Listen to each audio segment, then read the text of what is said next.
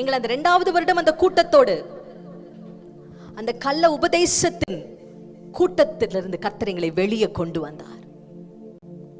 ஆமென். நாங்க வேற, அவங்க வேற. இந்த கூட்டத்தை உருவாக்குனது கர்த்தர் அல்ல என்பதற்கு உங்களுக்கு முன்பாக நானும் என் கணவரும் B2B சபையும் சாட்சியாக நிற்கிறோம்.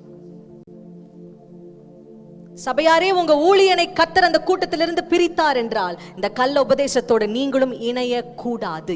அந்த கூட்டத்தை குறித்து கர்த்தர் எங்களோடு கூட பேசின வார்த்தை, அன்றைக்கு 3 நாள் உபவாசம் இருந்தோம்.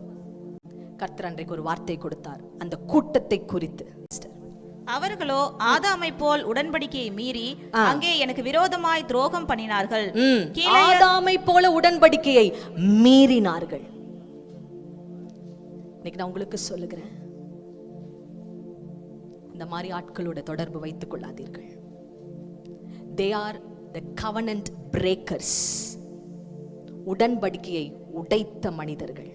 வாசிங்க சிஸ்டர், அடுத்தது 8வது வசனம். கீலேயாத் அக்கிரமம் செய்கிறவர்களின் பட்டணம், அது இரத்த காலடிகளால் மிதிக்கப்பட்டிருக்கிறது. இரத்த காலடிகளால், அது கீலேயாத்து தான். கீலேயாத்துல நல்ல தைலம் கிடைச்சிருந்தது. ஆனா கர்த்தர் சொல்றாரு, அது இரத்த காலடிகள் மிதிக்கப்பட்ட இடம்.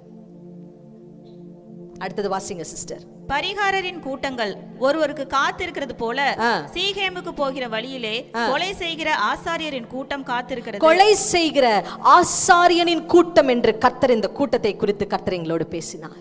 அடுத்த வசனத்தை வாசிங்க. ஆசாரியர் கூட்டம் காத்திருக்கிறது, தோஷமான காரியங்களே செய்கிறார்கள். 10வது வசனம். பயங்கரமான காரியத்தை இஸ்ரவேல் வம்சத்தாரில் கண்டேன், அங்கே எப்ராயிம் வேசித்தனம் உண்டு, இஸ்ரவேல் தீட்டுப்பட்டு போயிற்று. இஸ்ரவேல் என்பது கர்த்தருடைய சபை. இந்த கள்ள உபதேசிகளை குறித்து கர்த்தர் சொன்ன காரியம் என்னவென்றால், இவர்களின் சபையை தீட்டுப்படுத்துகிறவர்கள். பயங்கரமான காரியத்தை இஸ்ரவேல் வம்சத்தாரில் கண்டேன், அங்கே எப்ராயிமின் வேசித்தனம் உண்டு. உங்க எல்லாத்துக்கும் தெரியும் இந்த கூட்டத்தார் செய்த ஒரு மிகப்பெரிய காரியம். இதை நான் வெளியே சொல்லணுன்ற அவசியமே கிடையாது. கர்த்தர் நம்மை நம்பி கோயம்புத்தூரை கொடுத்திருக்கிறார். ஆமென். இந்த கள்ள உபதேசிக கையில நம்ம கொடுக்க கூடாது.